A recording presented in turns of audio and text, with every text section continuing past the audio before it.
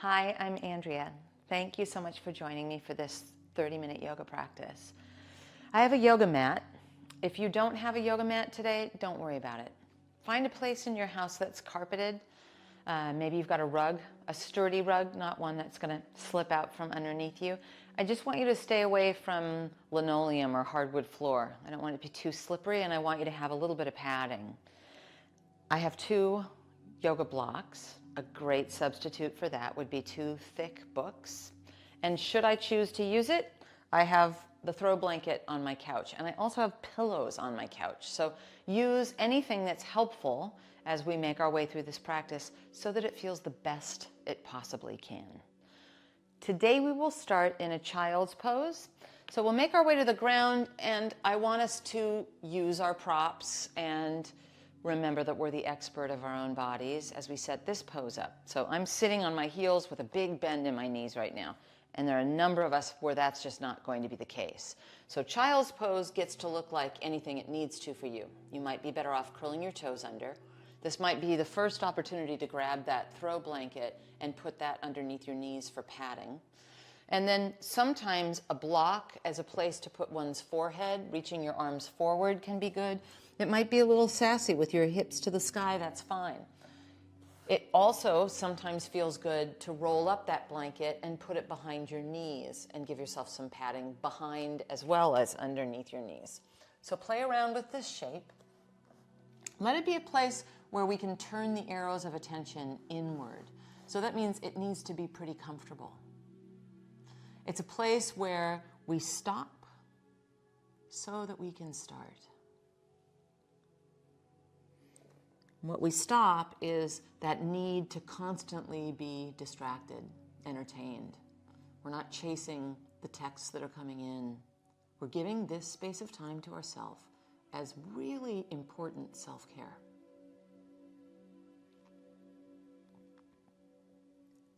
It's self-care where we become aware. And I'd like you to become aware of your breath. If it's possible, let your breath come in and out through your nose. If that's not possible, just breathe any way that you can.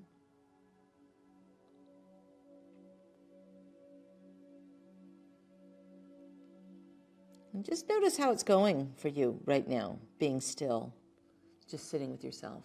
Oh, I know. It's the hardest part of the practice. All right, I'm going to give you 45 seconds of just quiet stillness. See how you do. Do the best you can do.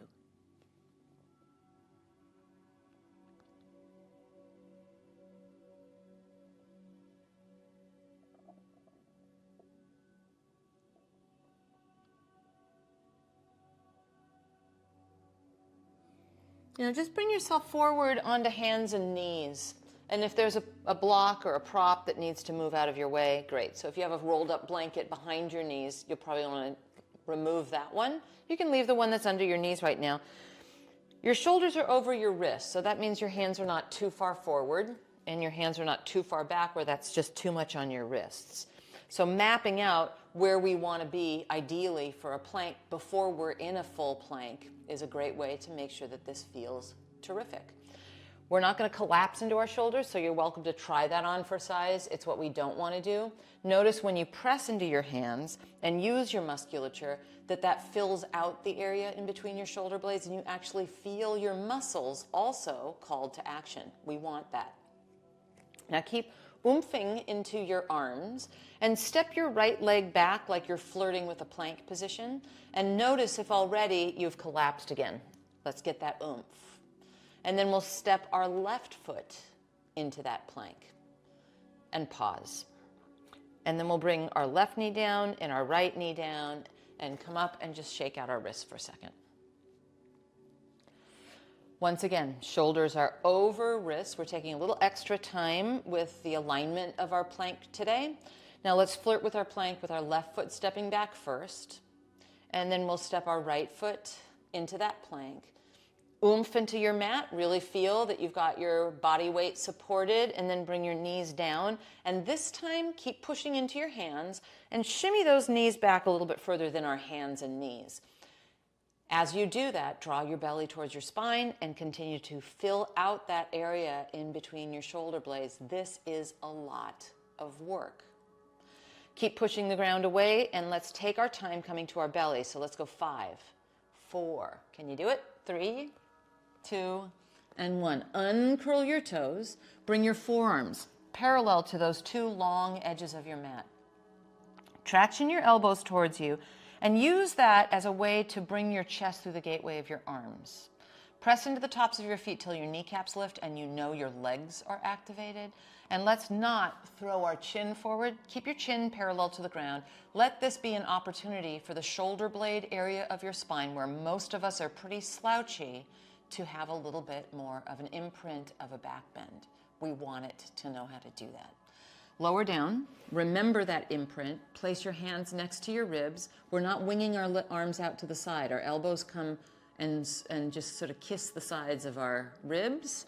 And now we'll just see if we can move that little bit of a dusting of a back bend into our shoulder blade area. Keep activating your legs and lifting your low belly. And then lower down and curl your toes under in one chunk. So it's going to call for some trunk stability, some core work. We come to all fours.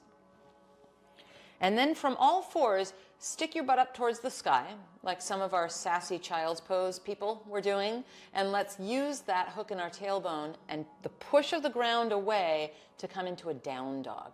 And it might be that your down dog is with your feet as wide as your mat. I like to be on the balls of my feet. It gives me a little bit more of an opportunity to uplift.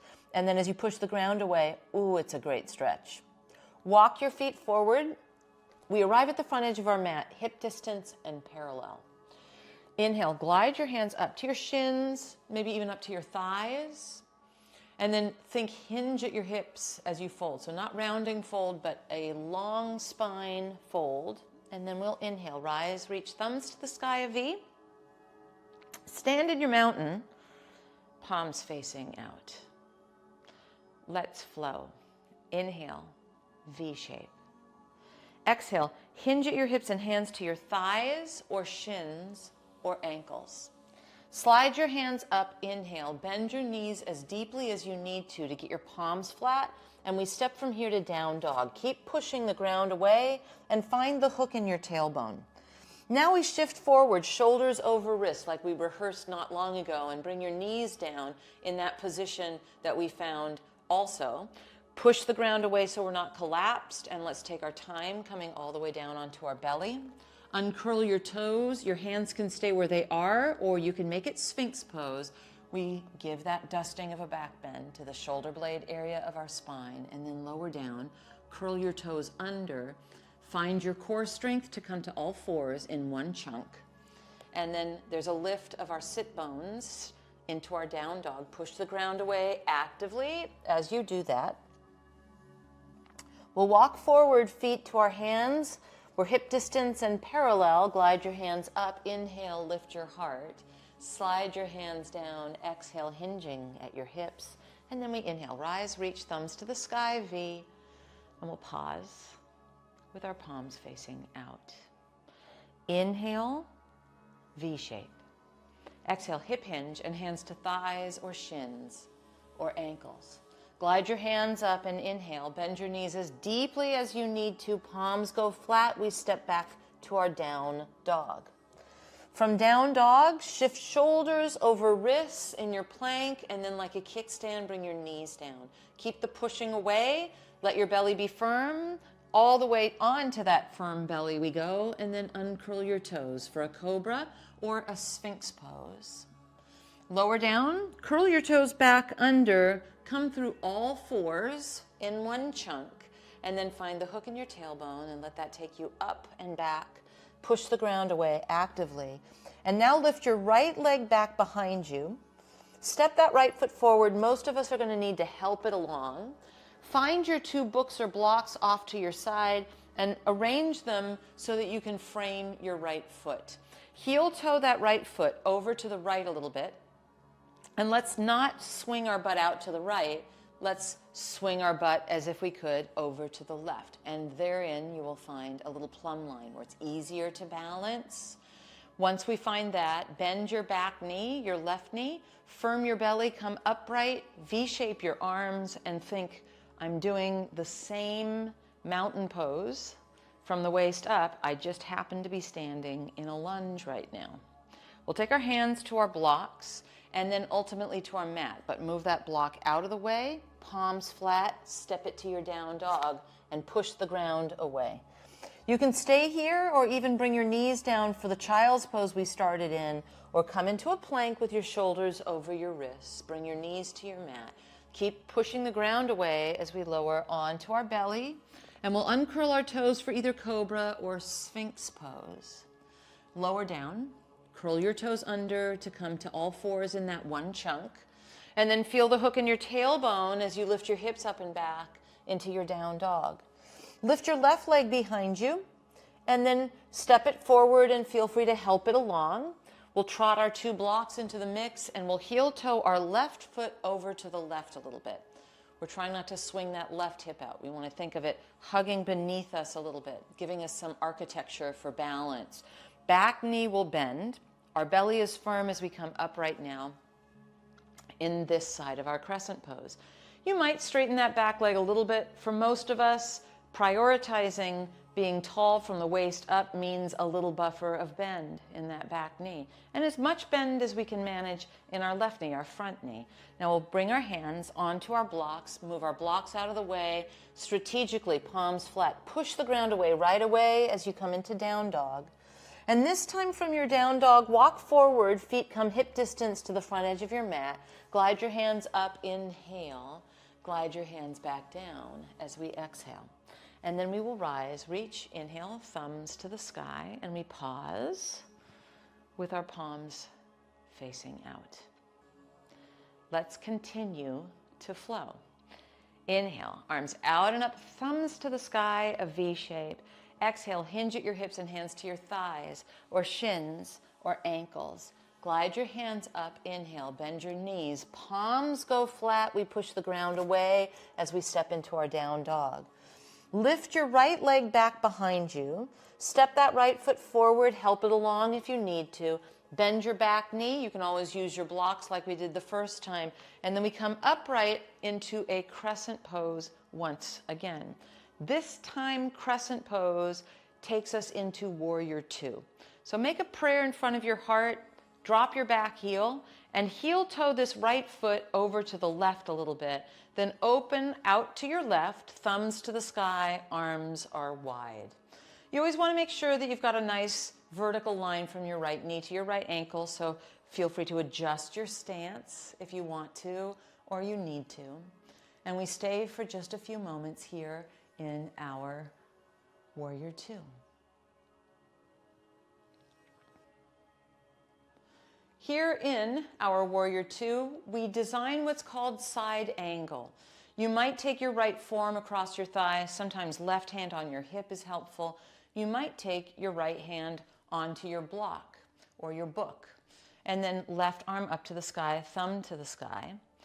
Let's spin our inner upper arms away from each other. So instead of rounding and collapsing, I'm exaggerating so you can see, we'll spin our inner upper arms away from each other and then create some space. Instead of swinging our right hip out to the right, hug that right hip underneath you.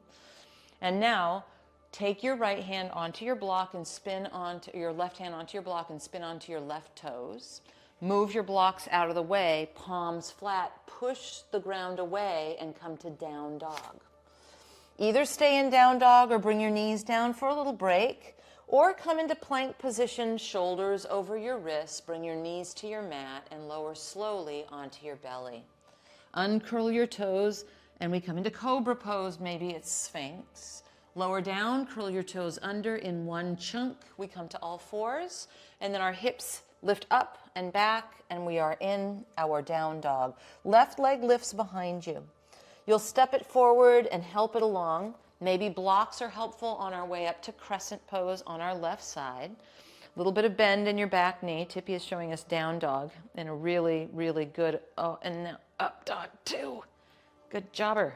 Hands in a prayer, back foot flat. We'll heel toe our left foot over to the right and open out to warrior two, side two.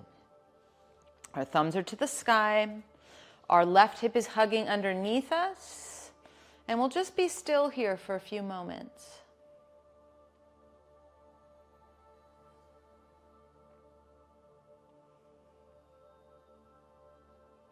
Left forearm across your thigh, or left hand on your block or book on the outside of that left foot.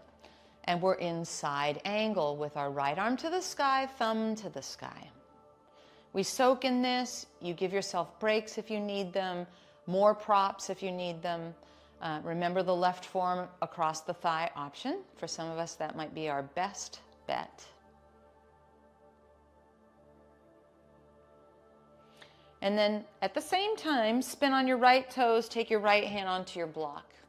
Then move both blocks out of the way, palms flat, we step to down dog. From our down dog, we'll walk forward, feet to our hands, feet are hip distance, slide your hands up, inhale. Slide your hands down, exhale. And then we rise, reach, inhale, arms to the sky, thumbs to the sky, and we stand into our mountain. We'll add a couple more friends to this flow. Inhale, arms out and up, thumbs to the sky, V, and then we exhale, hands to thighs, shins, or ankles. Inhale, glide your hands up, bend your knees deeply, palms flat. We step it to our downward facing dog. Once we're in down dog, right leg lifts. Step your right foot forward, help it along, trot your blocks in, but up we go, crescent pose. Maybe a bend in that back knee. Back foot flat, hands in a prayer. Warrior two, right foot steps over to the left a little bit, and then we'll take our right forearm across our thigh or our right hand onto our block on the outside of that right foot. Now we'll come up into warrior two and straighten our right leg. This is not a side bend. This is a triangle pose. So think karate chop in your right hip, and you want it to look like a triangle as you reach way out with your right hand and you find that block on the outside of your right foot. We're not rounding and crumbling. We're feeling our right hip hug underneath us, and scooting that left heel, back heel at a 45-degree angle is something that will be helpful to keeping the karate chop alive and well. Left hand might come onto your hip. You might take this onto your right foot alone. A lot of us are going to stay here in triangle. If you're interested, move your block forward, lift your left leg, maybe even lift your left arm to the sky for a moment. Then return your left hand on your hip, step back into triangle where our friends are waiting for us. From triangle, bend your front knee. We did this last time. We will spin on our back toes, take our left hand onto our block, so we're in that lunge position that makes it pretty easy to come to down dog, palms flat, step it back. Stay here or come shoulders over wrists in a plank position and bring your knees like a kickstand to your mat. Lower all the way down onto your belly, and it's a cobra or a sphinx pose.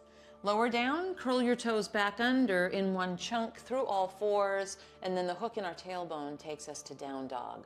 From down dog, we'll lift our left leg and step our left foot forward, help it along, use your blocks, but upright we go into our crescent. From crescent, hands in a prayer, back foot flat, inch, left foot over to the right, warrior two. We open out, our thumbs are to the sky, and then we'll take either left forearm across our thigh or left hand on our block and right arm up to the sky in our side angle. Then we come upright in warrior two, and we straighten our left leg. Remember, not a side bend. We've got a hinge. This is a triangle. We want to make it look like a triangle with a little sharp angle here. And then left hand on your block and right arm up to the sky, thumb to the sky. I always need to check back in with scooting my right heel, my back heel back. Maybe that's helpful to you. Let's pause in this delicious triangle stretch for a moment.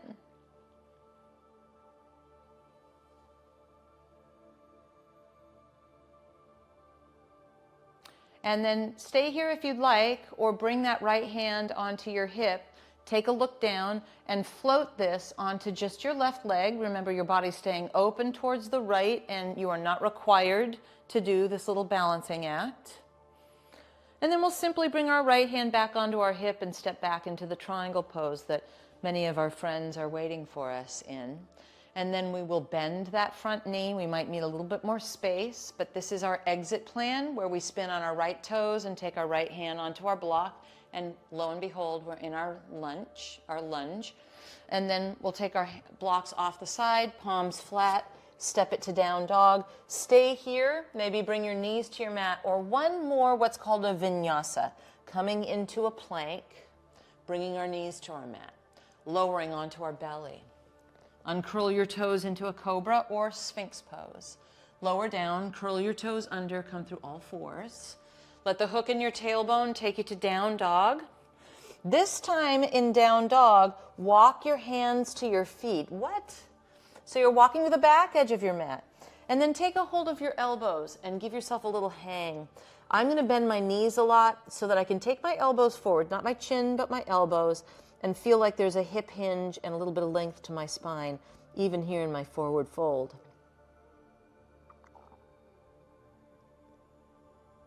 Bring your hands on your hips, firm your belly, move slowly so you're not dizzy from our upside downness. And you'll find your way to maybe a wall space, or you can even use the couch like I'm going to in front of me here.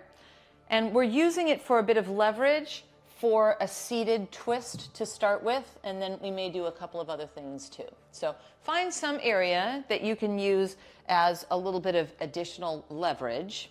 And then sitting in front of your wall or your couch, you'll take your right hand onto that wall or couch, straighten your left leg, and step your right foot over this straight left leg. Now you've got a little leverage with that back hand to uplift your heart, and you can either hug your right knee with your left elbow or take your left elbow outside your right thigh. But I really enjoy having two forms of leverage in this twist to emphasize the uplift in our heart. Just a couple moments here.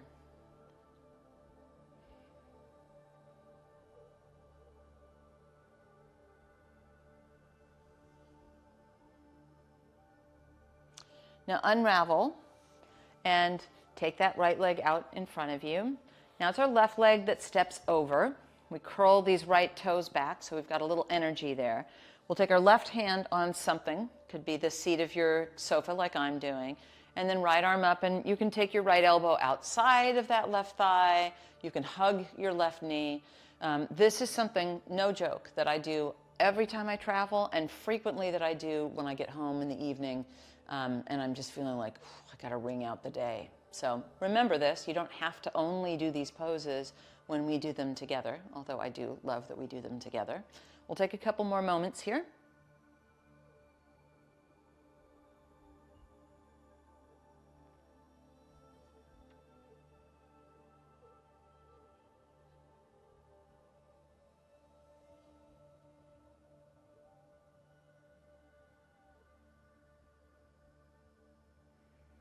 Then we unwind here. Take both your legs out in front of you for a moment. Give them a waggle. You might want to do this in front of a wall. I am going to do it in front of this couch. When we lie on our back, we'll do reclining pigeon. So you may remember that that looks like this. And you could do it without your couch if you want to. You can just do this. But I think it's pretty spectacular to use a wall or use a couch for this. So my left foot is going to go on my couch, and my right ankle will go over my left thigh.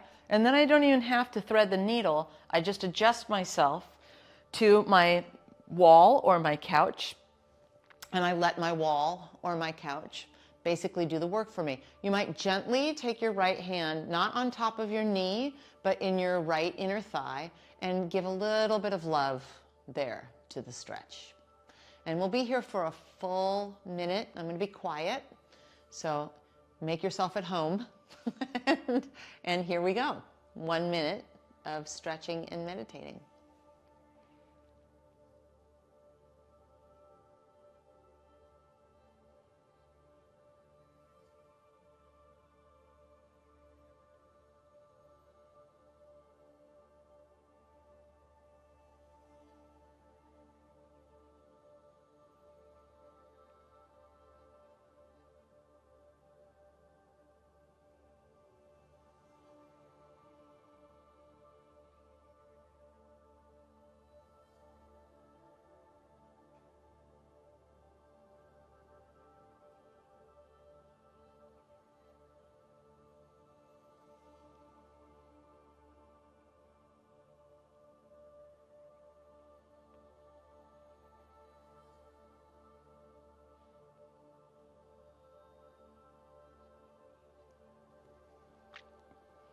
Now we'll place our right foot on the couch or wall and cross our left ankle on top of our right thigh. And maybe you gently encourage it with your left hand on the inner thigh. But you'll design it, and we'll take a full minute here on this side.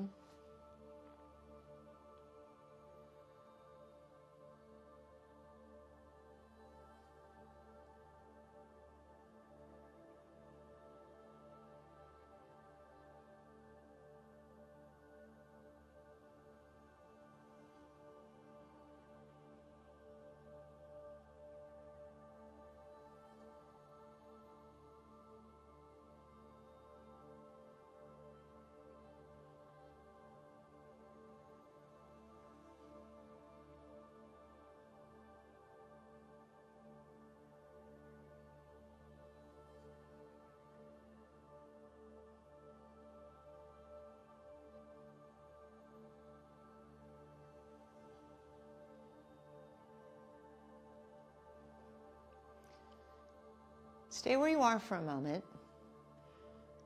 If you have blood pressure or eye pressure issues, you may want to make your way to our regular Shavasana final meditation, or even a seated cross-legged position. You could sit cross-legged and lean your back against the wall. That's a different way of ending our practice. It's kind of nice to know that we have options. If you don't have blood pressure or eye pressure issues and it feels like a good idea to you, you could either put both of your shins on the couch in front of you, or both of your legs up the wall.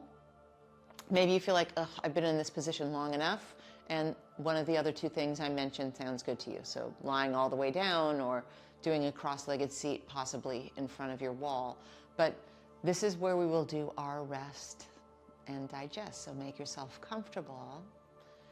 2 minutes of rest and digest together.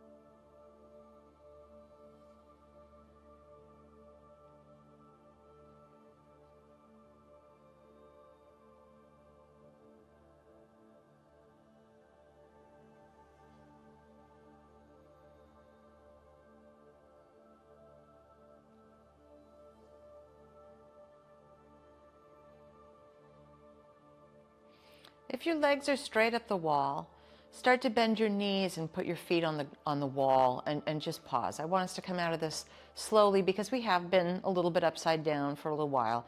Let's all roll carefully to either side. If you're seated in a cross-legged position, you're already where the rest of us are heading, and we'll pause on our side.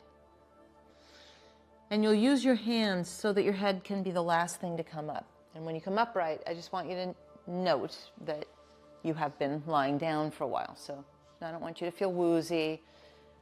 Take your time.